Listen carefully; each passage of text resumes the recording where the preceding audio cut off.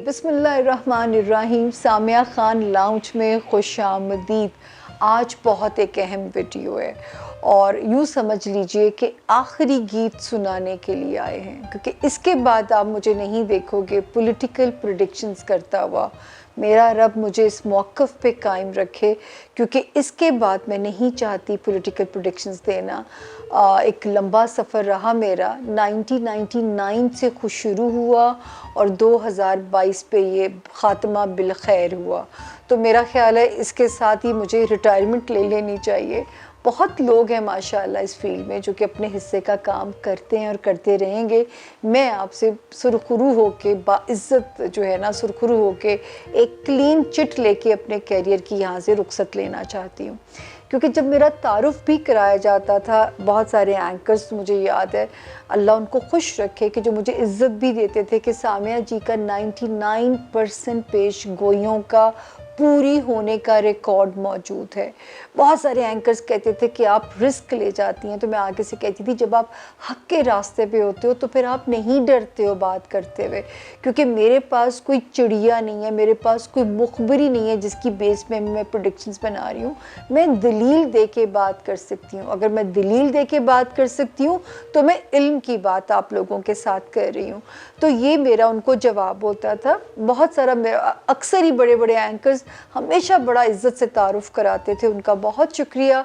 आप लोगों ने मुझे बहुत इज़्ज़त दी। नोबडी टू समबडी का ट्रैवल आप लोगों की वजह से मेरा मुमकिन हुआ, और इसी दुआ के साथ और इसी आप लोगों की दी हुई इज़्ज़त के साथ मैं आप लोगों से रुखसत चाहती हूँ। तो ये थी रीज़न कि जो मैंने आपसे कहा कि आखिरी गीत सुनाने के लिए आए हैं।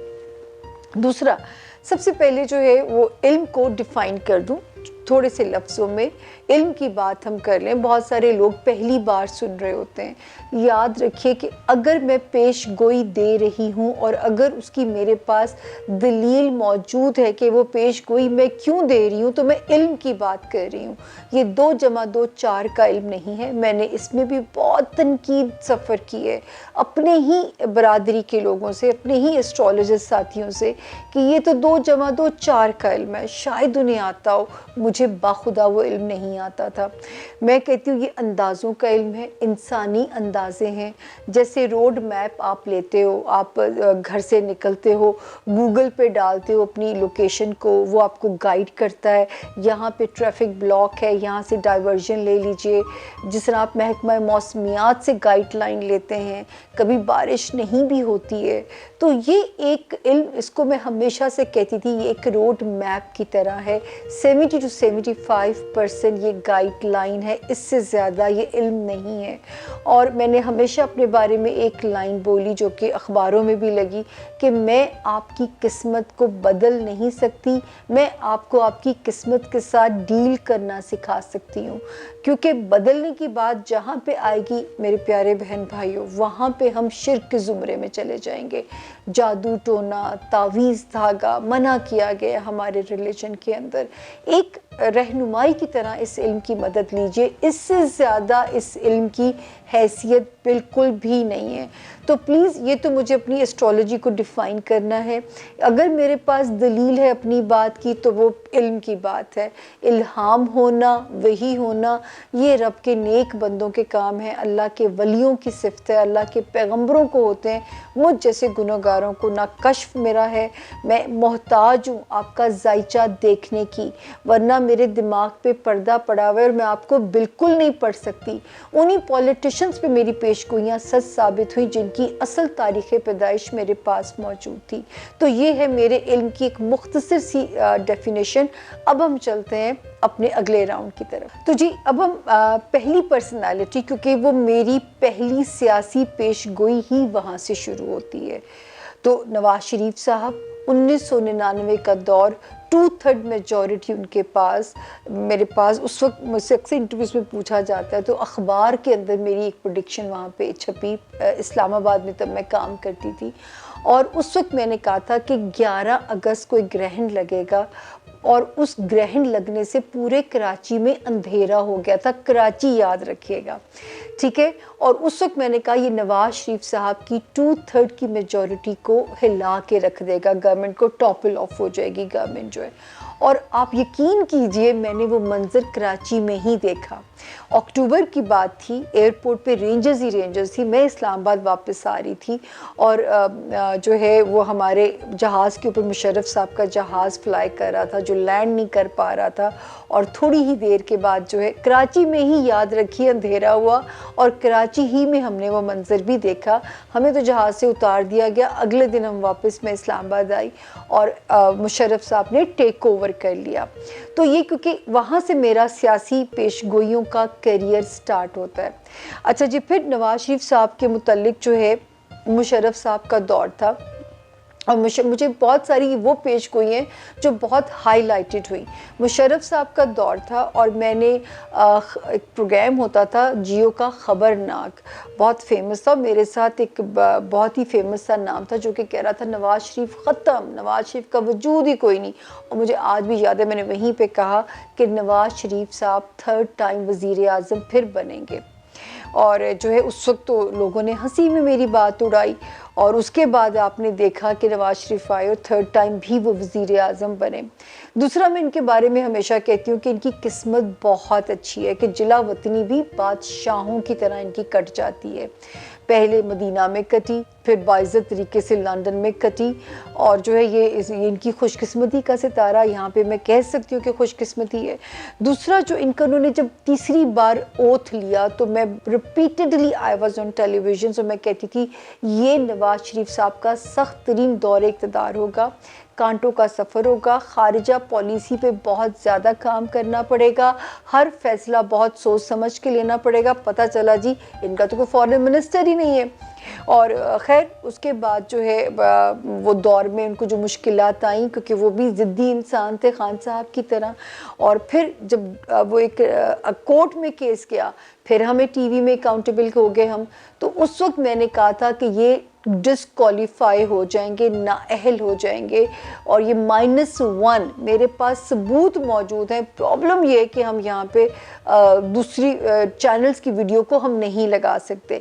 अली मुमताज़ साहब के साथ एक फेमस शो है, मेरे पास तो क्लिप घर में मौजूद है, आप लोगों के लिए मैं शेयर नहीं कर सकती। तो जो है वो डिसक्वालीफाई हुए, नाअहली हुई। मैंने -1 की बात की थी, मैंने कहा था नून लीग अपनी मुद्दत पूरी करेगी बट -1 हो जाएगा। अच्छा, ये बात ज़रूर याद रखिएगा जब हम खान साहब की पेशगोइयों पे हम पहुँचेंगे। उसके बाद जी जो है फिर जब वो उसके बाद वो जेल गए और जो है जब वो उसके बाद बल्कि उन्होंने रैली निकाली, बहुत बड़ी रैली निकाली। मुझे फिर टेलीविजन वाले अकाउंटेबल थी कि क्या ये रैली जो है उनके हक़ में हो जाएगी। मैंने कहा जिस रैली से कुछ नहीं होने लगा। इस वक्त वो अपने बुरे वक्त के अंदर चल रहे हैं, इस वक्त उनका दौर उन्हें फेवर नहीं कर रहा, करंट जो हाजिर दौर है। तो इस वक्त किसी भी रैली से कोई फ़र्क नहीं आएगा, कोई अदलिया अपना फ़ैसला वापस नहीं लेने वाली। तो खैर जी उसके बाद वो जेल चले गए। जेल से रिहाई की भी तारीख मैंने दी। हाँ, वो महीना ज़रूर लेट हो गई वो तारीख जो है, ये मैं आपसे ज़रूर कहना चाहूँगी, वो 1 महीना ज़रूर लेट हो गई थी वो तारीख। क्योंकि वो जो है मुझसे पूछा जाता था तो मैं हर टीवी पे कहती थी देर हो रही है, मेरे हिसाब से उनको क्लीन चिट मिल जानी है और उन मुल्क से बाहर फ्लाई भी कर जाना है। फिर उनकी फैमिली में मरियम नवाज शरीफ साहिबा का सितारा, उस वक्त तक मैं कहती रही कि मरियम नवाज साहिबा बल्कि अपने फादर के फॉल का रीज़न बन सकती हैं। काश कि मेरी बात को सुन लिया जाता। लेकिन अब जबकि जिस दौरे हाजिर में अब हैं, अब उनका सियासी सितारा बहुत स्ट्रॉन्ग हो चुका हुआ है। वो वक्त उनके लिए सियासत के लिए बिल्कुल भी मुनासिब नहीं था, बल्कि शायद उनके कुछ फ़ैसले उनके वालिद के लिए प्रॉब्लम हो सकते, जैसे उनके कुछ फ़ैसले अपने वालिद के लिए प्रॉब्लम पैदा कर सकते थे। तो ये उनके घर के से जो है मैंने उस पर किया। और इनकी आखिरी पेशगोई अभी पूरी होनी बाकी है कि 2022 उन्हें अपने घर की खुशी देगा। आसमान पे तो सितारे रिलीफ दे रहे हैं, अब ज़मीनी इदारे कब गो हेड करते हैं, क्योंकि 2022 में उनको अपने मुल्क, अपने घर की वापसी की खुशी सितारा देता है। और यहाँ पे अभी ये इसने अभी पूरे होना बाकी है। जब ये पेशगोई पूरी हो जाए, क्योंकि ये ऑलरेडी ऑन एयर है तो मैं उसे बैक ऑफ नहीं कर सकती।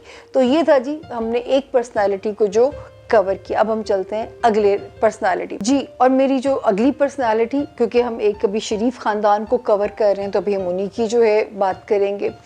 तो जो मेरी अगली पर्सनालिटी है शहबाज शरीफ साहब, जब बहुत सारे मेरे एस्ट्रोलॉजर अक्सर पता नहीं क्यों वो बीच में से ये भी बात करते थे नून लीग का बिल्कुल सफाया हो जाएगा, इस फैमिली में से सलमान शहबाज निकलेंगे। मैं उस बात से डिसएग्री करती थी। मैं कहती थी इस फैमिली में दो ही लोगों के सितारे स्ट्रॉन्ग हैं, क्योंकि नवाज़ शरीफ साहब डिस्क्वालीफाई कर चुके थे, मरीम नवाज़ साहिबा का सितारा अभी फॉल में था।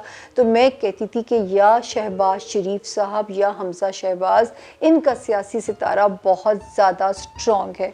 तो जब नवाज़ शरीफ साहब डिस्क्वालीफाई हुए और वो कभी किसी को, उनको प्राइम मिनिस्टर वो ढूंढ रहे थे, मैं तब भी उनको मशवरा थ्रू टेलीविज़न दिया था कि आप जो है उनका सियासी सितारा स्ट्रॉन्ग है शहबाज शरीफ साहब का, तो आप उन्हें क्यों नहीं ये वजारत दे देते, उनको प्राइम मिनिस्टर बना देते। लेकिन उस वक्त शायद इनके कुछ फैमिली डिस्प्यूट्स थे, यकीन करें उस वक्त से उनकी शेरवानी जो है ना उनका इंतज़ार कर रही है। वो वक्त भी था जब वो शेरवानी वज़ीर आज़म की पहन सकते थे। फिर जो है इस साल की पेशगोइयों पे तो आप लोगों को पता ही है कि आप लोग ने मुझे बहुत सुना है कि जब मेरे से पूछा जाता था कि अगर इमरान खान साहब के सितारे सख्ती में हैं तो ऑपोजिशन में से किसका सितारा बहुत स्ट्रॉन्ग है, तो मैं हमेशा शहबाज शरीफ साहब का नाम लेती थी या इनके बेटे हमज़ा शहबाज का। और फिर हमने देखा कि दो ही नामों की गूंज हुई प्राइम मिनिस्टर के लिए। सारी पीटीआई मुत्तफिक थी शहबाज शरीफ साहब के नाम पे, और वजारत आला के लिए सारी पीटीआई मुत्तफिक थी हमज़ा शहबाज के नाम पे। तो ये जो है ये दो नामों की गूंज जो है वो सितारे देते थे, जो कि मैंने आप लोगों के साथ शेयर किया। ये था जी इस शरीफ ख़ानदान हमने यहाँ पे कंप्लीट किया। अब हम चलते हैं अपनी अगली पर्सनालिटी पे जी। और मेरी अगली पर्सनालिटी आसिफ अली जरदारी, सबसे यारी, नया नारा, बहुत ही प्यारा। और बल्कि मैं हमेशा जब मुझे टीवी पे बुलाया जाता था तो मैं कहती थी सियासी जोड़ तोड़ अगर आपने सीखना है तो वो मास्टरमाइंड आदमी है, उनसे सीखिए। मुफाहिमत की जो सियासत है उनसे ज़्यादा बेहतर कोई भी नहीं जान सकता है। अच्छा जी, आसिफ अली जरदारी साहब का जो सदर बनने वाला था, जब ये सारी बीबी की डेथ के बाद जब इलेक्शन हुआ तो उस वक्त भी हमें टीवी पे बुलाया जाता था, तो मैं कहती थी कि सदर आसिफ अली जरदारी ही जो है आपको लाइमलाइट में नज़र आएंगे, वही आगे पार्टी की क़यादत को संभालेंगे। उनकी ख्वाहिश भी है और इस वक्त उनका सितारा उन्हें सपोर्ट भी दे रहा है, और फिर वो सदर बने। दूसरी पेशगोई जो इस फैमिली की मैंने हमेशा एक बल्कि पेशगोई मेरी हिट हुई, जो कि मुझे नहीं पता वो कहानी कैसे दफन हो गई, कि एक प्रोग्राम में मुझे पूछा गया, बल्कि मेरी इस पेशगोई पे 2-3 प्रोग्राम्स किए गए, तो मैंने कहा इनकी कोई शादी की खबर सामने आएगी। अच्छा, वो खबर सामने भी आई और उस पर मुझे बल्कि मेरा तज़किरा वॉशिंगटन पोस्ट में भी किया गया कि पाकिस्तान की एक ख़ातून एस्ट्रोलॉजर ने जरदारी साहब की कुछ शादी इंडिकेट की है। तो ये मुझे ख़बरें मिली और बड़े बावसूख ज़राए से मिली, बल्कि जिन खातून का नाम आता था उन्हीं खातून के थ्रू मुझे ख़बरें मिली। तो जी ये भी एक हिट हुई थी पेशगोई बहुत ज़्यादा। फिर एक और पेशगोई का जो बहुत चर्चा हुआ वो यूसुफ रज़ा गिलानी साहब की डिस्क्वालिफ़िकेशन अदालत से, कि ये नाअहल हो जाएंगे क्योंकि कोर्ट में केस था और मुझे लग रहा था कि ये वज़ीर आज़म नहीं रहेंगे आने वाले दौर में, कि ये यहाँ से इस मनसब से हट जाएंगे। सबसे आखिर में मैं आपको बताऊंगी कि वज़ीर आज़म के साथ ये होता क्यों आया, पाकिस्तान की हिस्ट्री ऐसी क्यों है, ये हम उस पर बात करेंगे जब हम पाकिस्तान के जायचे पे पहुँचेंगे। अच्छा, दूसरा इनके उसमें जब देखते हैं तो बिलावल जरदारी साहब का मैं हमेशा कहती थी कि इस फैमिली से एक खातून बहुत जो है वो बेनज़ीर साहिबा कई उनमें हमें रेप्लिका नज़र आएगा। और आसिफा भुट्टो बख्तावर, मेरी देखा देखी फिर सब ने नारा लगाना शुरू कर दिया। हालांकि मैंने तो इसलिए कहा था कि मैं इनकी फैमिली से मेरी मुलाकात भी हुई थी और मैंने उस मुलाकात में उनको ये मशवरा दिया था। लेकिन यहाँ पे मैं कहना चाहूँगी कि जरदारी साहब ने बिलावल साहब की जो सियासी ग्रूमिंग की है वो रिमार्केबल है। और मुझे आज भी याद है कि ये जो सिलेक्टेड का वर्ड था, ये मेरे से ही मैं इसको मंसूब करूँगी, क्योंकि मुझे याद है कि मैंने एक लफ्ज़ बोला था कि 2018 का इलेक्शन था, तो मैंने कहा था वो इलेक्टेड नहीं होगा, वो सिलेक्टेड सेटअप होगा। ये मैंने सितारों की रोशनी में कहा था कि इलेक्शन नहीं होगा, सिलेक्शन होगी। तो जब मेरा लफ्ज़ बहुत ज़्यादा बोला जाता था तो मुझे खुशी भी होती थी कि ये मेरे ही वर्ड की क्रिएशन थी। इसी तरह मुझे याद है नजम सेठी साहब ने अपने एक प्रोग्राम में मेरे लफ्ज़ इस्तेमाल इस्तेमाल किए। जब नवाज शरीफ साहब मुश्किल से गुजर रहे थे तो मैंने कहा था कि नून लीग को ठीक ठाक डेंट पड़ेगा, और वो लफ्ज़ उन्होंने भी अपने प्रोग्राम में इस्तेमाल किया। उसका क्लिप भी मेरे पास मौजूद है। तो ये था जी आसिफ अली जरदारी साहब के जो अब तक की मेरी फेमस पेशगोइयाँ जो थी, मैं उनका तज़किरा कर रही हूँ, जिनके रिकॉर्ड मेरे पास मौजूद हैं। ये हवा में बातें नहीं हैं, ये सब बातें ऑन एयर मौजूद हैं, क्योंकि अब उसके बाद तो 1999 की पेशगोई तो अखबार में छपी, उसके बाद जो पेशगोई है उनका टीवी पे रिकॉर्ड मौजूद है।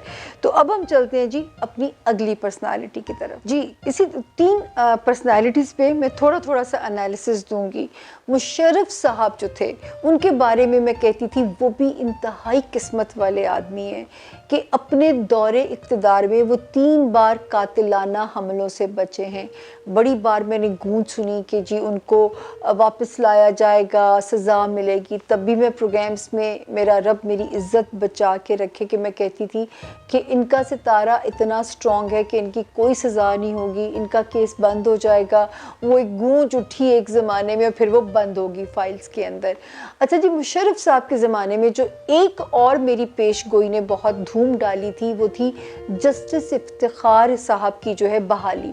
आपको याद होगा कि लॉयर्स ने पूरी तहरीक चलाई, मूवमेंट चलाई, और मैंने पर्सनली 2 लोगों को वो उनकी बहाली की तारीख दी थी। हाँ, ये ज़रूर है कि उसमें महीना ताख़ीर आ गई थी। आई थिंक वो 9 मार्च को बहाल हुए, या 9 मार्च मैंने दी थी, या वो अप्रैल में बहाल हुए, कुछ इस तरह हुआ था कि पूरा 1 मंथ डिले आ गया था जो मेरी दी हुई तारीख थी। लेकिन उस वक्त भी कोई एस्ट्रोलॉजर नहीं कहता था कि ये बहाली होगी, क्योंकि हमें टीवी पे बुला लिया जाता था और मैं कहती थी जी उनकी बहाली जो है वो इट्स रिटन ऑन वॉल कि वो अपनी जॉब पे दोबारा बहाल होंगे एज चीफ जस्टिस जो है। तो इसको भी अल्लाह पाक ने इज़्ज़त बख्शी। उसके साथ एक और पर्सनैलिटी जो गुजरी और बहुत ज़्यादा सवाल किया गया चैनल्स के ऊपर, जनरल राहील शरीफ साहब। मुझे याद है जब जनरल साहब आए तो लोगों को लगता था जैसे हमें कज़ाफ़ी साहब की पर्सनैलिटी उनमें नज़र आती थी कि जी ये मुद्दत पूरी तो हो जाएगी, क्या ये एक्सटेंशन लेंगे। तो उस पेशगोई का भी रिकॉर्ड मेरे पास मौजूद है कि मैंने कहा था, और ये भी हर प्रोग्राम में पता नहीं क्यों सवाल करना शुरू कर दिया जाता है। तो उस वक्त मैंने कहा था कि जनरल राहील शरीफ साहब एक्सटेंशन नहीं लेंगे और अपनी मुद्दत पूरी करने के बाद वो बाइज़्ज़त तरीके से अपनी रिटायरमेंट का ऐलान कर देंगे। और मेरे रब ने मेरी वहाँ पे भी इज़्ज़त रखी और मुझे सुरखरू किया, और वो बाइज़्ज़त तरीके से जो है उन्होंने अपनी जॉब को वहाँ पे क्विट करके उनको अल्लाह ने और इज़्ज़तदार ओहदा बख्श दिया। तो यहाँ पे ये अब तक का ये रिकॉर्ड है। अब जी एक और मैं अपनी फेमस पेशगोई का हवाला देना चाहूँगी। जब अमेरिका में इलेक्शंस हुए ट्रंप और जो बाइडन के दरमियान में, तब भी टीवी पे धर लिया गया, इसका भी रिकॉर्ड मौजूद है और मेरे पास तो सबूत में भी है। सिर्फ मैं आप लोगों के साथ शेयर नहीं कर सकती, लेकिन आप लोगों को पता है कि मैं झूठ नहीं बोलती। ये तो मेरा आप लोगों के सामने एक रिकॉर्ड मौजूद है। तो सब लोगों को था कि ट्रंप दोबारा आ जाएंगे, ट्रंप टेक ओवर कर लेंगे। उस वक्त भी मैंने पेशगोई की थी कि जो बाइडन जीत जाएंगे। ट्रंप की जो हार है वो नज़र आती है, बल्कि ट्रंप का इतना मुश्किल वक्त इंडिकेट हो रहा है कि बेहतर है कि अपनी हार को एक्सेप्ट कर लें और इज़्ज़त से रुखसत हो जाएं, क्योंकि जो है उनका वैसे ही टाइम की सख्ती शुरू हो गई है।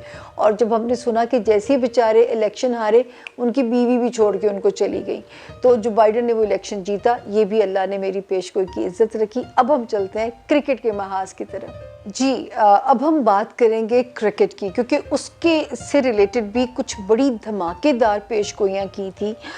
मैं यहाँ पे उसका क्रेडिट भी ज़रूर लेना चाहूँगी, बनता भी है लेना, क्योंकि PSL हो रहा था और इतना कंट्रोवर्शियल हो रहा था कि पाकिस्तान में क्यों हो रहा है। और तब मुझे याद है कि मुझे आज भी अपनी प्रेडिक्शन याद है कि फ़ाइनल आप लोग लाहौर में देखेंगे PSL का। और उस वक्त मैं एक चैनल के ऊपर थी और मेरे साथ एक क्रिकेटर सलमान बट भी हुआ करते थे, वो भी मेरी यहाँ पे मोतरफ़ ही हैं कि मुझे हर मैच की प्रेडिक्शन देनी पड़ती। तो मेरे रब ने मेरी इतनी इज़्ज़त रखी कि जितनी मैं रेशो देती हूँ कि 80% मेरा प्रेडिक्शन का रिकॉर्ड ठीक था मैचेस के ऊपर, कि अल्लाह ने हमें सुरखरू उसमें किया। और उसके बाद फिर था जी PSL जब पाकिस्तान में फ़ाइनल आ गया, तो मुझे आज भी याद, अल्लाह सरफराज नवाज़ साहब की मग़फ़िरत करे, एक प्रोग्राम में वो बोल रहे थे कि बहुत बुरा फ़ैसला है ये हो जाएगा, वो हो जाएगा। तो मैंने तब भी कहा था कि जिन तारीख़ों में फ़ाइनल है, मेरे रब के हुक्म से कुछ नहीं होगा, बल्कि पाकिस्तान में एक सांस आएगी, एक सफोकेशन ख़त्म होगी इस वक्त में। मतलब मैं 2-3 क्रिकेटर्स के साथ मैं भी वहाँ पे थी कि आप ये कहती हैं तो वो क्यों कहती हैं। तो उस वक्त भी मैंने उन्हें कहा था कि आप पीएसएल होने दीजिए, कुछ नहीं होने लगा।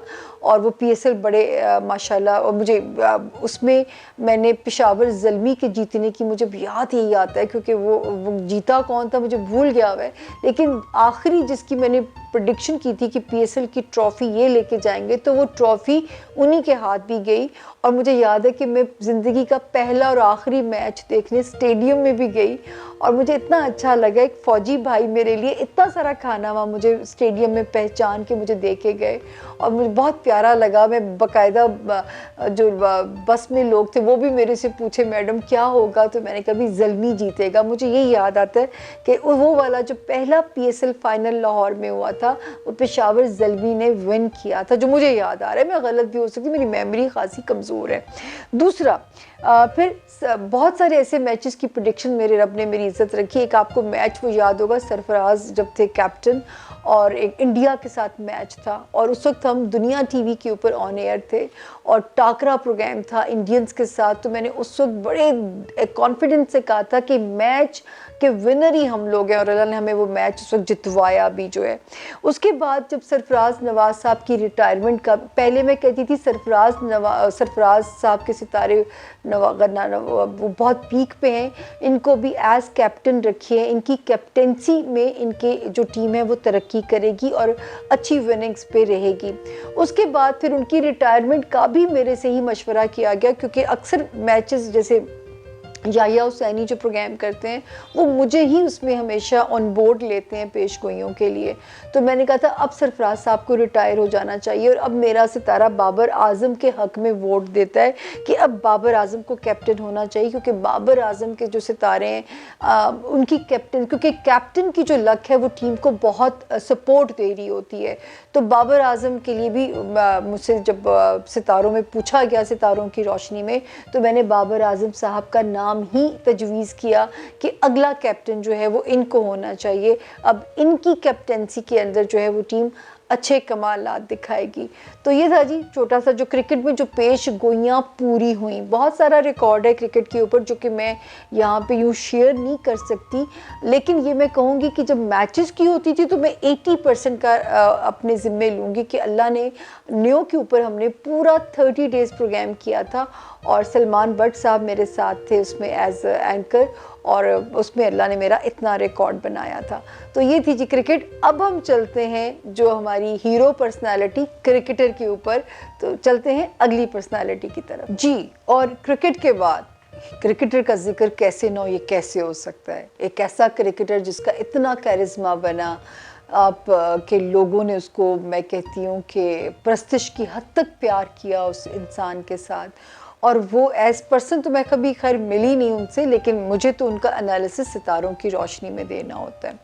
तो यहाँ पे मैं कहूँगी कि जब उनकी मेरी पहली प्रेडिक्शन जो उनके बारे में थी कि एज ऑपोजिशन लीडर वो अपने आप को दबंग तरीके से दुनिया में मनवाएंगे, और आप देखिए कि उनकी बिस्मिल्लाह एज ऑपोजिशन लीडर हर बंदा उनको सुनने पे मजबूर हो जाता था। मुझे तो पता है कि उस वक्त हुकूमत वक्त के लोग भी उनसे खौफ खा रहे होते थे, और जो है ये अल्लाह ने उनके अंदर एक कैरिस्मा दिया। दूसरी जो प्रेडिक्शन थी, जब उन्होंने रेहाम साहिबा से शादी की और हम फिर टेलीविज़न पे थे, तो मैंने याद है कि मैंने कहा था कि इस डेट, अक्टूबर था वो, कि इस डेट से आगे वो शादी नहीं जाती हुई नज़र आती। उस डेट के गुजरने में सिर्फ 2 दिन रह गए थे, वो शादी डिवोर्स अनाउंस हो गई उनकी।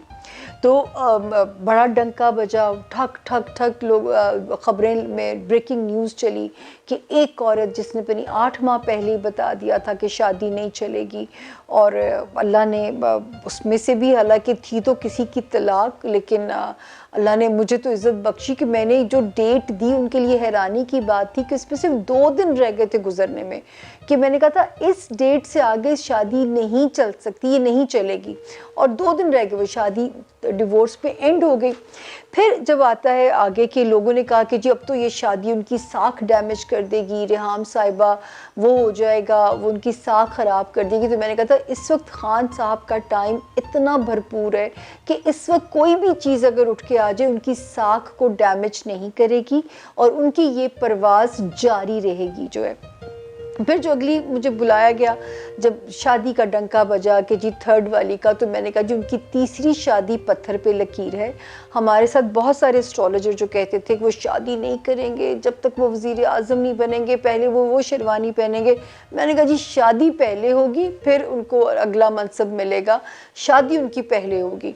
और मैंने कहा जी पहली ये जो तीसरी शादी है ये पत्थर पे लकीर है और ये चलेगी क्योंकि इसका वक्त बहुत अच्छा है और ये चलती भी नज़र आती है उनके साथ जो है। फिर वो शादी खैर अनाउंस भी हुई, उसको मान भी लिया गया और कहानी उससे जब आगे चली तो मुझे आज भी याद है कि मैं हमेशा कहती थी कि खान पीटीआई की हुकूमत बनेगी। ये तो मेरे बहुत सारे उनके करीबी लोग जिनको मैंने पीटीआई में सस्टेन करवाया, मैंने कहा अब क्यों छोड़ते हैं, अब तो हुकूमत का वक्त आपका आ रहा है। मैं नाम नहीं उनके ले सकती, यही तो हमारा एक ओथ होता है अपने काम के साथ। तो मैं कहती थी अब जब हुकूमत का वक्त आ रहा है अब आप इस पार्टी को क्यों छोड़ते हैं, अब आप लोगों की हुकूमत आने वाली है। तो ये मैं सिर्फ खान साहब को मशवरा देती थी, इस पे मुझे कोई दो राय नहीं था कि मैं कहती थी नून लीग हारेगी और पीटीआई जो है वो उभरती हुई नज़र आती है। दूसरा यहाँ पे मैं एक बात बताऊँ कि जब पीपल्स पार्टी ने इलेक्शन हारा था तो मेरे साथ एक खातून थी जिन्होंने मुझे एक हम शो कर रहे थे जियो पे मुनीफ फारूक साहब का, तो उन्होंने कहा कि जी ये तो जो है ना पीपल्स पार्टी इतनी इतनी सीटें लेगी, दोबारा हुकूमत पीपल्स पार्टी बनाएगी। तो मैंने कहा कि अगर पीपल पार्टी इस वक्त हारेगी भी और अगले 10 साल मुझे पीपल्स पार्टी का कमबैक नहीं नज़र आता, और ये बात मैंने उनकी फैमिली को भी जाके कही कि अब आपके कमबैक करने का वक्त है, अब आप भरपूर कमबैक करें और जो है क्योंकि अब आप अपने आप को दोबारा फिर से पीपल्स पार्टी मनवाएगी, जो कि आप आजकल देख भी रहे हैं। और इसी तरह नून लीग के बारे में जब लोग कहते थे कि जी नून लीग तो बिल्कुल सफाया हो जाएगा, तो मैं कहती थी नून लीग ज़्यादा टाइम नहीं लेगी कम बैक करने में, ये पास ही खड़ी है, ये फिर से कम बैक कर जाएगी, ये कहीं नहीं जा रही। ये भी पेशगोइयाँ सारी ऑन एयर मौजूद हैं। उसके बाद जब खान साहब का दौरे इक़्तिदार आ गया तो मेरा उनको ये मशवरा क्यों था कि किंग मेकर बनिए, किंग ना बनिए। वो मशवरा क्यों था, ठीक है, कि पाकिस्तान के वो एक हीरो थे और मुझे आज भी अपना जुमला याद है कि मैं कहती थी कि एक हीरो का फॉल, और ये भी टीवी पे मैंने जुमला बोला था जो है 2019 में ही बोला था कि खान साहब का ओथ लेते ही खान साहब का दौरे इक़्तिदार पुल सिरात का सफ़र होगा। खान साहब को बेबहा मुश्किलात का सामना करना पड़ेगा क्योंकि खान साहब के लिए जो है वो आसान सफ़र नहीं होगा। उसी में कोरोना की भी आप वो आए, अभी कोरोना पे भी हम आते हैं क्योंकि उसकी भी प्रेडिक्शन मेरी बहुत फेमस हुई थी। तो जो है अभी तो पीटीआई की बात कर रहे हैं, तो पीटीआई के लिए आसान नहीं था ये जो 4.25 साल का दौरे इक़्तिदार था। इसमें मैंने ये भी कहा था कि घर के जो भेदी हैं वही लंका ढाएंगे, और फिर आपने कुछ प्रेशर ग्रुप्स देखे जो बने। फिर मुझे आज भी याद है कि मैंने कहा था जहांगीर तरीन साहब को ख़तरा नहीं है, जहांगीर तरीन साहब से ख़तरा होगा पीटीआई को। वो भी आपने सच होती देखी इस बात जो प्रेडिक्शन है। तो दौरे इक़्तिदार जो था वो कांटों का सफ़र जो है वो होगा। तो ये तो थी अब तक की पेशगोइयाँ। अच्छा, अब जो 2000 मेरी थी एंड की जो पेशगोइयाँ हैं उनके हम आपको थोड़े से क्लिप्स दिखा देंगे। और ये जो क्लिप्स बने थे 2021 में, क्योंकि मुझे हर चैनल पे बुलाया जाता है, मेरे रब ताला का इतना शुक्र है, इतना शुक्र है कि बहुत इज़्ज़त से बुलाया जाता है। और पहले मतलब जो सच्ची बात है बहुत इज़्ज़त दी है पाकिस्तानी मीडिया ने। मैं तो पाकिस्तानी मीडिया के अगेंस्ट कुछ होल्ड नहीं कर सकती, लेकिन ये जो 2022 की मेरी फेमस पेशगोई जो उसका मैं हवाला देती जाऊँ कि मैंने कहा था कि मीडिया की आज़ादी का साल है। और जब मैं ये बात 2021 में कह रही थी तो मीडिया एंकर्स कहते थे अल्लाह करे लगता नहीं है। अभी आप देखें जो वो जो लॉ सहाफ़ियों के अगेंस्ट आया था वो मुअत्तल कर दिया गया है। तो जो है यहाँ पे जो कुछ पेश गोइयों का हवाला है उसके हम आपको 2022 के पूरी जो हो भी गई हैं उनके हम क्लिप्स लगाएंगे, ताकि आपको ये पता चले कि ये जब मैंने रिकॉर्ड की थी तो ये 2021 का दिसंबर और 21 तारीख थी, क्योंकि रिकॉर्डिंग पहले कर ली जाती है और हमने इसको 1 जनवरी को लॉन्च किया था। तो ये जब आप ये पेशगोइयाँ आपको सुननी पड़ेंगी, थोड़ा सा हम उसको आपको दिखाएंगे, ये आप इसको ज़रा बर्दाश्त कीजिएगा क्योंकि ये हमारी स्क्रीन पे यहाँ पे चलेंगी कि उनके जो क्लिप्स हैं। उसके बाद हम पाकिस्तान पे हम सम अप करेंगे और फिर हम बताएंगे पाकिस्तान और ख़ान का फ्यूचर क्या होगा। तो ये डन करने के बाद हम चलते हैं, पहले आप इसको देखिए कि ये क्या कहते हैं। इमरान खान साहब, शेख रशीद साहब, जो मैं इनको इंडिविजुअल पढ़ रही हूँ मैं इनको। तीसरे हैं जो है उस्मान बुज़दार साहब। उस्मान बुज़दार साहब के लिए तो अनसर्टन अनएक्सपेक्टेड जग्स का साल है ये, जो 2022 वाला साल है। इनके गिर्द ऐसे लगता है जैसे सितारे इंसान को बंद गली में नहीं ले जाते और कोई रास्ता इंसान को समझ नहीं आता। तो मेरा इन हस्तियों को यहाँ पे 2022 की चालों को देखते हुए मशवरा होगा। मेरे अपने हीरो हैं इमरान खान साहब जो हैं, मैंने ज़िंदगी में एक ही वोट डाला और मैंने पीटीआई को डाला था। मैं इस वक्त उन्हें मशवरा दूंगी कि इक़्तिदार बचाने की बजाय साख बचाने की कोशिश करें। साख बचाने, क्योंकि इक़्तिदार फिर मिल सकता है। अगर नवाज़ शरीफ 3 बार वज़ीर आज़म बन सकते हैं तो इक़्तिदार फिर भी मिल सकता है। खोई हुई साख का वापस आना मुश्किल हो जाएगा। तो अपनी साख बचाने की कोशिश करें। ये नौ मुद्दत पूरी करने के चक्कर में बाय हुक का बाय क्रुक आइंदा आने वाले वक्त में इद्दत ना करनी पड़ जाए। तो ये थोड़ा सा में मुश्तरी जो जगह बदलेगा वो मुल्क के लिए क्या करेगा। मुल्क के लिए वो ये करेगा कि अदलिया की सुप्रीमेसी आएगी, अदलिया पावरफुल होने जा रही है। अच्छा, फिर साल के शुरू से ही जो है मार्च के पावरफुल होने से नज़र आता है। हमारी फ़ौज बड़ी पावर में आ रही है, हमारी फ़ौज बड़ी मुनज़्ज़म होती हुई नज़र आ रही है। और मुझे ऐसे लगता है कि ये जो इदारे हैं ये अपने अपने डोमेन में एक बेहतरीन काम करते हुए नज़र आते हैं। 2022 आप इसको ऐसा समझ लीजिए पाकिस्तान के लिए कि जैसे आप अपने घर की कंस्ट्रक्शन कर रहे होते हैं, तो कभी आप इस जगह का फ़र्श बदलते हैं, कभी आप उस दीवार को चेंज करते हैं, कभी आप इस जगह पर नई बुनियाद को कर रहे होते हैं। आप मुख्तलिफ़ फ़ैसले ले रहे होते हैं क्योंकि घर बनने का भी एक टाइम होता है। उस महदूद टाइम में हमने अपनी घर की कंस्ट्रक्शन को कंप्लीट करना होता है। इंसान के पास जिस तरह अपनी घर की कंस्ट्रक्शन के लिए एक लिमिटेड टाइम होता है, 2022 पाकिस्तान की वो पॉजिटिव कंस्ट्रक्शन के लिए एक लिमिटेड टाइम है। खुदारा अब उस थिंक टैंक को चाहिए कि पॉजिटिव डिसीजन ले, पॉजिटिव फ़ैसले करे, ताकि मुझे जो नज़र आता है कि इंशाल्लाह ये जो सितारे बदल रहे हैं, जैसे मुझे 2021 में ख़तरा था कि पाकिस्तान को आइसोलेटेड कर दिया जाएगा, जो कि हुआ भी। और थिंक टैंक ने अच्छा फ़ैसला किया कि नए इत्तेहादी बनाने शुरू कर दिए। तो इंशाल्लाह 2022 में सूरत हाल ऑपोजिट है। लोग हमारी तरफ ख़ुद हाथ बढ़ाएंगे दोस्ती का, सरमायाकारी आने का। तो ये चीज़ एक पॉजिटिव नज़र आती है कि पाकिस्तान की इकॉनमी थोड़ा बेहतर होनी शुरू होगी। जहाँ तक अवाम जो पिस रही है, अवाम की जो चीज़ें औकात से बाहर हुई हुई हैं, उसके लिए अभी हमें 1 से सवा साल इंतज़ार करना पड़ेगा। 1 से सवा साल। जब मुख्तलिफ़ पार्टीज़ का हम देखते हैं तो सबसे पहले चले हम पीपल्स पार्टी का देख लेते हैं। पीपल्स पार्टी जब पहला इलेक्शन आ रही थी तो उस वक्त मैंने प्रेडिक्शन की थी कि 10 साल लगेंगे पीपल्स पार्टी को कम बैक करने में। ये वाला टाइम उनके कम बैक का है। और बहुत मैं प्रोग्राम्स में ये बात जब मैं बहुत पहले बोलती थी उस वक्त यकीन जानिए कोई एस्ट्रोलॉजर नहीं इस बात को बोलता था। आज हर बंदा पहला ये बात करता है, क्योंकि मैं तो उनकी फुप्पो को मिल के बच्चों की फरियाल अद्दी जी को मैंने उनको मुलाकात में कहा था कि आपको चाहिए अपनी फैमिली में से किसी बच्ची पे काम करें। और जब सब बच्चों के जायचे देखे तो आसिफा भुट्टो जरदारी का जायचा बेइंतहा स्ट्रॉन्ग था कि वो बेनज़ीर को रिप्लेस तो कोई भी नहीं दुनिया की ताकत कर सकती, एटलीस्ट उनमें उनका रेप्लिका नज़र आता है। हाँ, मरियम नवाज शरीफ साहिबा के बारे में मुझे उनके सितारों में अभी बहुत बड़ा बूम या कोई बहुत बड़ी तरक्की नज़र नहीं आती। 2022 में ये जो होम्योपैथिक थिक ऑपोजिशन है, ज़रा एग्रेसिव होती हुई नज़र आती है, ज़रा अपने आप को मनवाने बहुत प्रेशर बिल्डअप कर रही है गवर्नमेंट के ऊपर। गवर्नमेंट इस प्रेशर को किस तरह सस्टेन कर पाती है, ये साल के शुरू के महीने दूध का दूध पानी का पानी आपके सामने हो चुका होगा। अगर मार्च से आके इस हुकूमत की कहानी चलती है तो वो भी बस ऐसे ही जैसे वेंटिलेटर पे सांसें लेने वाली सिचुएशन होगी, क्योंकि मैं नहीं समझती जितने डेंट इस गवर्नमेंट को पड़ गए हैं वो डेंट अब रिपेयर किए जा सकते हैं। मुझे ऐसे लगता है जैसे डॉक्टर्स कहते हैं कि नाउ इट्स टू लेट, अब दुआ की ज़रूरत है, क्योंकि दवा की मोहलत वक्त ने बहुत दी।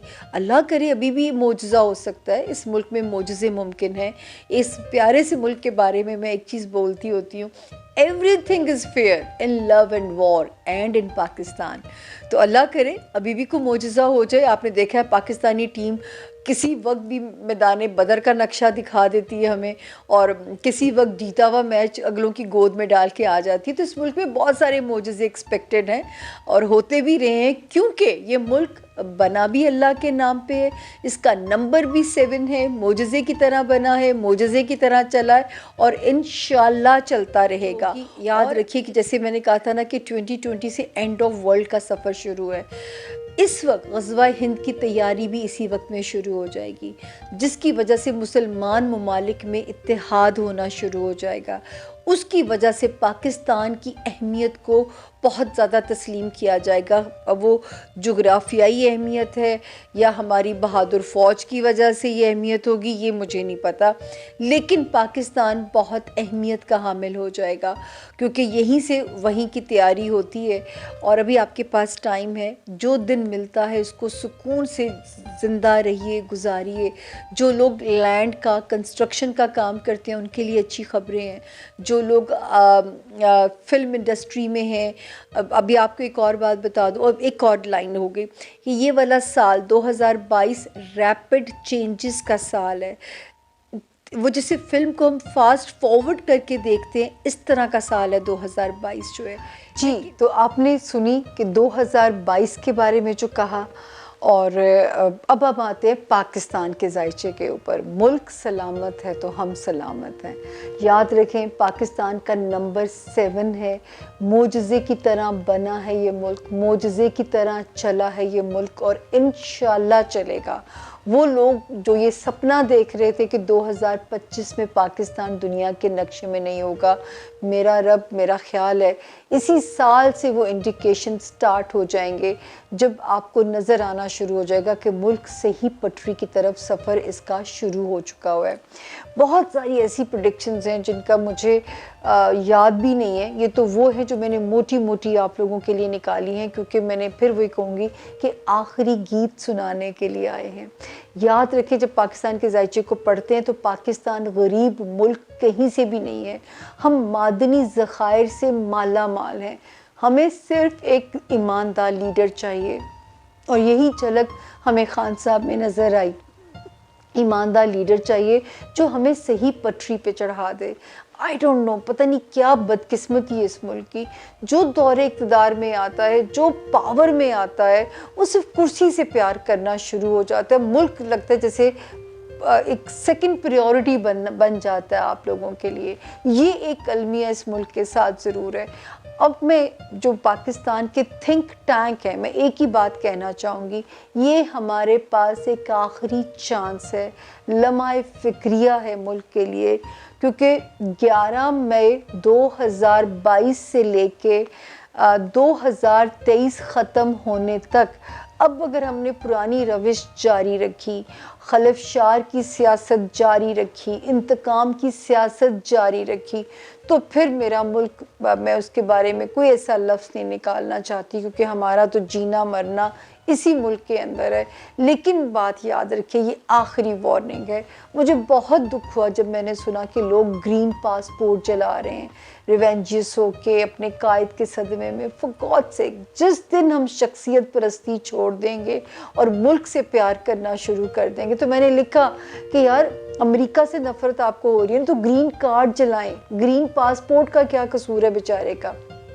आप लोगों के लिए, बाहर रहने वालों के लिए तो वैसी बेमानी हो जाता है ना, वो तो हमारे लिए वैल्यूएबल है। तो खुदा के लिए इस मुल्क से मोहब्बत कीजिए। अगर अपनी मुल्क की मिट्टी से मोहब्बत नहीं करेंगे तो ये आपको नहीं बख्शेगी, ये मिट्टी जिसने आपको जन्म जहाँ पे हुआ, जिसने आपको पहचान दी पाकिस्तानी होने की।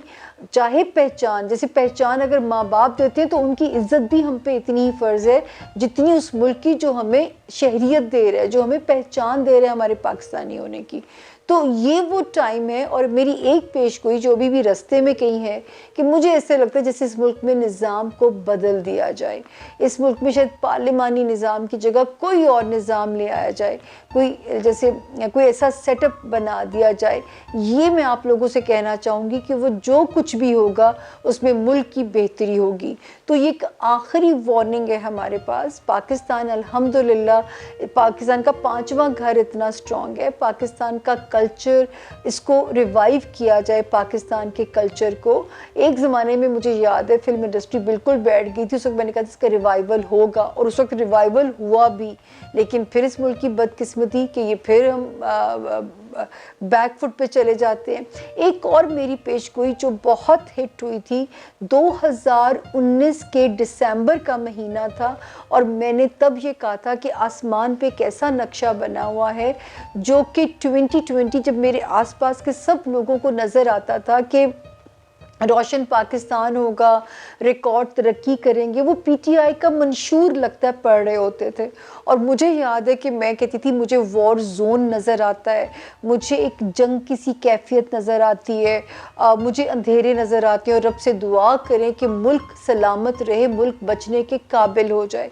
और फिर हमने देखा कि 2020 में मैंने ख़ुद वो उस मंज़र देखे। और जब मुझसे पहला पेशेंट आया और मुझे मुबशर लुकमान साहब की कॉल आई, मैं कि मुबशर साहब ख़तरा मौजूद है, ये तो फैलेगा, अभी ख़तरा बड़ा है, अभी तो सोचे पार्टी शुरू हुई है। और फिर जब 21 वाले साल में अल्लाह ने फिर इज़्ज़त रखी इस पेशगोई की कि मैंने कहा था कि अब कोरोना ख़त्म हो जाएगा, 2022 में आप कोरोना के खौफ से निकल जाएंगे। ये भी मेरे वर्ड्स मौजूद हैं, ये भी हम आपको इस वीडियो में आपने देखे होंगे। और मेरे रब के हुक्म से 2022 में आपको हर किस्म के SOP से आज़ाद कर दिया गया। अल्लाह पाक ने इस पेशगोई की भी इज़्ज़त रखी। एक और पेशगोई जिसका मैं हवाला देती जाऊँ कि मैंने आपको ये भी कहा था कि 2020 से हमारा सफ़र, 2020 से एंड ऑफ वर्ल्ड की तरफ हमारा सफ़र शुरू हो गया है और हमें अपने अपने किबले दुरुस्त कर लेने चाहिए। 2025 तक तो ज़मीन पे अमन चलेगा, 2025 के बाद ये अमन भी ख़त्म होना शुरू हो जाएगा और वही जो थर्ड वर्ल्ड वॉर का जोन है उसमें हम एंटर होना शुरू हो जाएंगे। मत कीजिए इतनी लंबे सालों की प्लानिंग, जो आज है उसी को मस्त रहिए उसी के अंदर और अपने प्यारों का ख्याल रखिए, उनकी ज़िंदगी में उनको खुशियाँ दें। याद रखें कि हमारे जाने के बाद हमारी चीज़ों से हमारी कदर नहीं बढ़ती है, कोई हमें ऐसे याद भी नहीं करता कि वो हमारे लिए इतना तरका छोड़ के गया तो हम उस पर याशी करें, क्योंकि हमारे बच्चे उसे अपना हक समझ रहे होते हैं। तो प्लीज़ ये भी मेरी एक पेज को याद रखिएगा कि एंड ऑफ वर्ल्ड की तरफ ये पहला साल है 2020 से जो बिगिनिंग हुई है।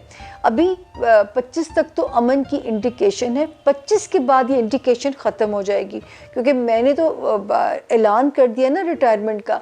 लेकिन आप लोगों को अवेयर होना ज़रूरी है कि प्लीज़ अपने किबले दुरुस्त कर लें, उतना ही इस ज़िंदगी में फैलें जितना यहाँ से सिमटना आसान हो, उतना ही फैलाव रखें जिसको समेटना आपके लिए आसान हो, क्योंकि अगले जहान में अमाल ने काम आना है, माल ने काम नहीं आना। तो उतना ही तरका होना चाहिए, ना ज़मीनी इदारे अकाउंटेबिलिटी कर सकें लाइक नैब हो गई, FIA हो गई, और ना मेरा रब आपकी अकाउंटेबिलिटी करे जब आप ऊपर जाएं और आप कहें कि ये माल जमा था पर मैं लोगों के लिए या अपने प्यारों के लिए कुछ नहीं कर सका। तो प्लीज़ ये भी ख्याल रखिएगा अपना।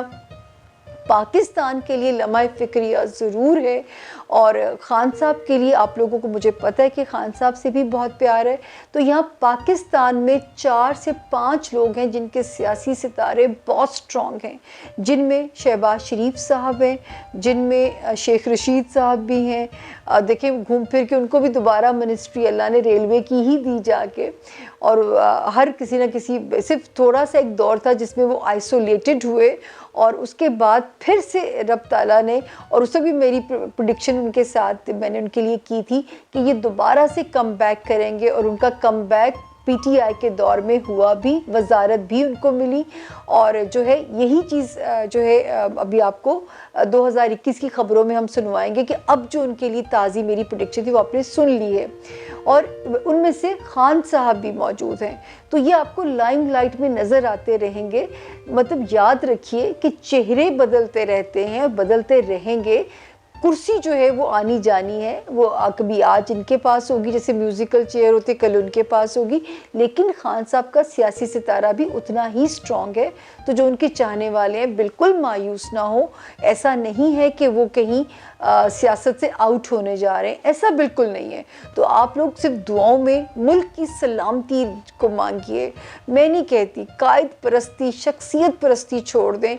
हमारे पास एक आखिरी वार्निंग है इस मुल्क के लिए, जो कि इस साल मतलब 11 मई 2022 से शुरू होकर ख़त्म होने जा रही है, जो है 2023 के एंड होने तक। This is the last warning. लेकिन पाकिस्तान सलामत है तो हम सलामत हैं। हमारा जीना मरना तो इसी मुल्क के अंदर है। हमें तो अपनी मिट्टी से बहुत प्यार है। तो प्लीज़ जो बाहर बहन भाई हैं वो हमसे ज़्यादा तड़पते हैं इस मुल्क की मोहब्बत में। आपका तड़पने से भी हमारा दिल दुखता है, लेकिन मुल्क से मोहब्बत कीजिए, शख्सियत परस्ती को छोड़ दीजिए। मेरी सिर्फ आप लोगों से दरख्वास्त होगी, और ये दुआ मांगिए कि ये मुल्क अब पटरी पे चढ़ जाए। ये मुल्क अब मज़ीद नुकसान उठाना अफोर्ड बिल्कुल भी नहीं कर सकता। अल्लाह ताला हमारे मुल्क को हर बुरी उससे महफूज रखे, हर बुरी नज़र से महफूज रखे, दुश्मनों से अपनी अमान में रखे। हमारे अंदर में भी इत्तेहाद पैदा हो जाए, हमारे अंदर जो है वो सूबों में भी इत्तेफाक हो जाए, लोगों में इत्तेफाक हो जाए, हमारी अवाम एक दूसरे से मोहब्बत करने लगे। हम तकसीम हो चुके हैं, जो कि बड़ी ख़तरनाक सिचुएशन है। तो जी ये है लम्हा फ़िक्रिया। कुछ पेश गोइयाँ अभी रास्ते में हैं, लेकिन मेरा ऐलान वही है कि आखिरी गीत सुनाने के लिए आए हैं। इसी के साथ मैं इसके बाद सियासी पेश गोइयाँ बिल्कुल नहीं करना चाहती। बस मुझे ना ही दोबारा इन्वॉल्व किया जाए। मैं जैसे जब मैच पे किया करती थी तो मैंने उनसे भी रुखसत मांगी थी कि तलाक की पेश गोई कर दूं, आवाम माफ़ कर देती है। मैच की पेश गोई गलत हो जाए, माफ़ी नहीं मिलती। तो इसी तरह पीटीआई के जियालों ने इतनी तनकीद मुझ पे की है कि अब मैं यहाँ के बाद से सियासी पेशगोइयाँ नहीं करना चाहती। मेरा किसी सियासी पार्टी से इख्तलाफ नहीं है, मेरी कोई सियासी वाबस्तगी नहीं है। ये डिस्क्लेमर दे के आपसे रुखसत चाहती हूँ।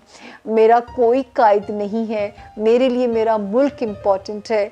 मैं जो प्रेडिक्शन देती हूँ इल्मी राय के ऊपर देती हूँ, इल्म उसमें मैटर करता है। याद रखिए कि इल्म जो है वो गैब का इल्म तो नहीं है, अंदाज़ों का इल्म है। अगर मेरा रब मेरे अंदाज़ों की लाज रख लेता है तो मैं सदके जाऊँ अपने रब की शान के। बस इसी के साथ मैं आप लोगों से इजाज़त भी चाहती हूँ और सियासी पेशगोइयों से रिटायरमेंट का ऐलान भी करती हूँ। आप मुझे दुआओं में याद रखिएगा, आपका हमारा रिश्ता बना रहेगा, लेकिन सियासी प्रेडिक्शन से रिटायरमेंट का पक्का ऐलान करते हैं। अल्लाह आप सबको अपनी अमान में रखे। फ़ी अमानुल्लाह। अल्लाह आप सबका मददगार हो, हामी व नासिर हो। मेरे मुल्क का भी हामी व नासिर हो। पाकिस्तान जिंदाबाद।